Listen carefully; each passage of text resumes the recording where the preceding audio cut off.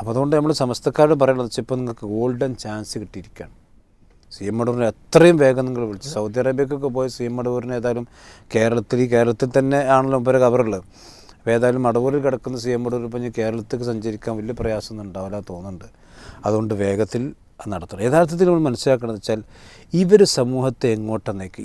ഇത് ആദ്യത്തെ സംഭവമല്ല. മുമ്പ് നമുക്കറിയാലോ, ഒരു പിഞ്ചു കുഞ്ഞ് ജനിച്ചപ്പോൾ മുലപ്പാൽ കൊടുത്തില്ല, നിഷേധം.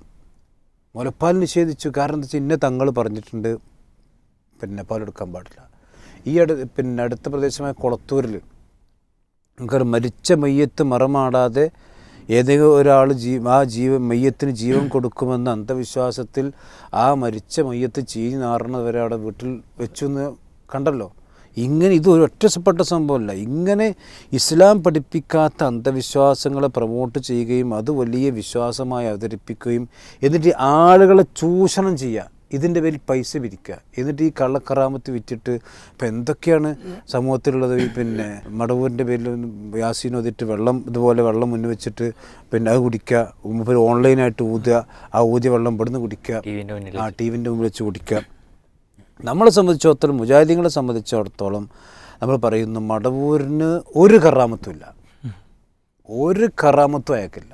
ഇത് തട്ടിപ്പാണ്. ഈ തട്ടിപ്പിൽ സമസ്ത എല്ലാവരും പ്രതികളാണ്. അതിൽ കാഫിലക്കാരൻ മാത്രമല്ല, ഇത് മുഴുവൻ പ്രതികളാണ്.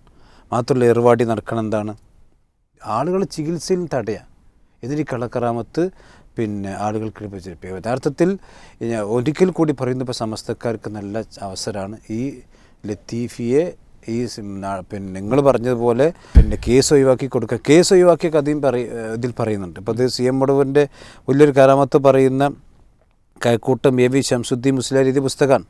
ഈ പുസ്തകത്തിന് പേര് നിർദ്ദേശിക്കുന്നത് കാന്തപുരം മുസ്ലിയാരാണ്. ഇതിൽ പറയുന്നുണ്ട് കേസ് വേണ്ട. ഇതിൻ്റെ 86-ാമത്തെ പേജിൽ, അതായത് കുഞ്ഞഹമ്മദ് ഹാജിയും ഒരു മുസ്ലിയാരും ഷെയ്ഖുനെ കാണാൻ കോഴിക്കോട് ഷെയ്ഖുന താമസിച്ച വീട്ടിലെത്തി. അപ്പോൾ ബിസിനസ്സുകാരായ ചിലർ അവരെ കാണാൻ കഴിഞ്ഞു. അവർ കേസിൽപ്പെട്ടിരുന്നു. കേസിൽ പ്രതികൂലമായി വിധി വന്നാൽ അവർ തകർന്നു പോകുന്ന അവസ്ഥയാണ് ഉണ്ടാകുമായിരുന്നു. ഈ സാഹചര്യത്തിൽ ഷെയ്ഖുനെ മുമ്പ് കാണാൻ വന്നപ്പോൾ കേസ് വേണ്ട എന്ന് മഹാനവറുകൾ പറഞ്ഞിരുന്നു. അവസാനം കേസിൻ്റെ വിധി അവർക്ക് അനുകൂലമായി വന്നു. എന്നാൽ അങ്ങനെയെങ്കിലും കേസ് വേണ്ടെന്നെങ്കിലും പറഞ്ഞിട്ട് ഈ ചങ്ങാനെ രക്ഷപ്പെടുത്തണ്ടേ. അപ്പോൾ അതിന് രക്ഷപ്പെടുത്താൻ പറ്റിയ ഏറ്റവും നല്ല അവസരമാണ്.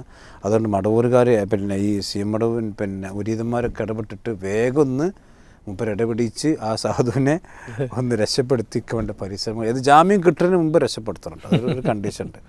ഇവർക്ക് നിയമപരമായിട്ട് ജാമ്യം കിട്ടിയിട്ട് പുറത്തു വന്നിട്ട് അത് സി എം മടവൂരാന്ന് പറഞ്ഞിട്ട് കാര്യമില്ല.